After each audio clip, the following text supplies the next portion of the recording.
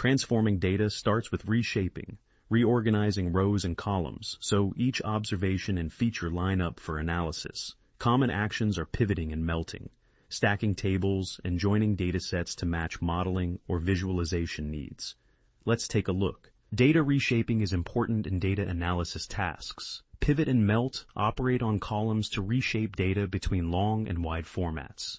Use pivot when you want to turn long records into a matrix. Unique values from one column become new columns. For example, to show daily sales per store, use pandas df.pivot with index set to date, columns to store, and values to sales, producing one column per store for each date. Opposite of pivot is melt.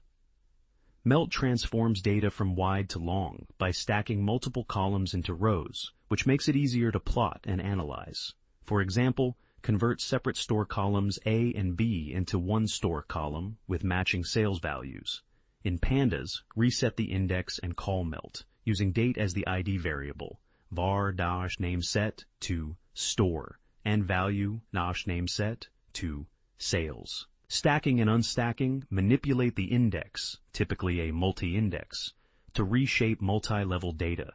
Stacking turns a wide table into a hierarchical, long format by compressing column labels into row levels, which is useful for multi-index data structures. Unstacking reverses this, expanding index levels back into columns.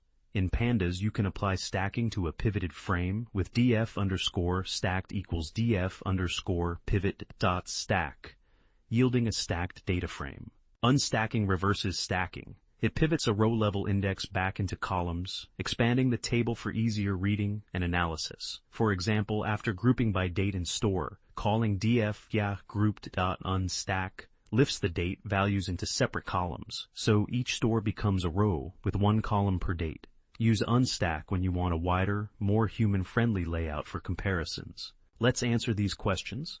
Pause the video to think about this. Choose the best reshaping tool for each scenario. 1. Executives need a compact, wide summary. Think about it. Use pivot table or group by with unstack to make a clean report table. 2. For visualization. Think about it. Convert to tidy long form with melt or stack. 3. For multi-index columns. Think about it. Manipulate with stack, unstack, or swap levels and/or flatten column names. 4. For multi-level aggregation, think about it. Use named aggregation or flatten the resulting multi-index columns.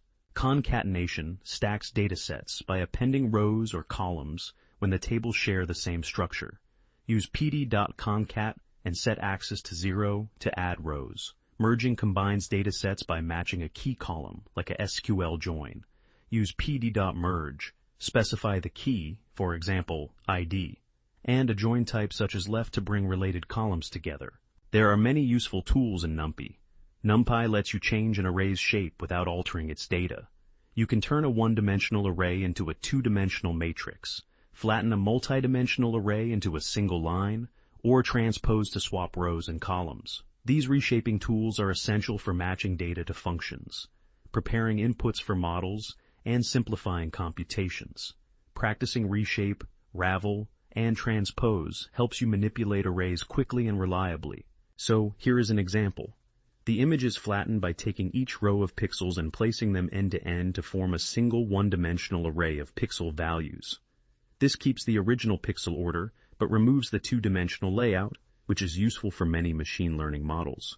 The original shape can be recovered later if we remember the image dimensions. So that is all for this video.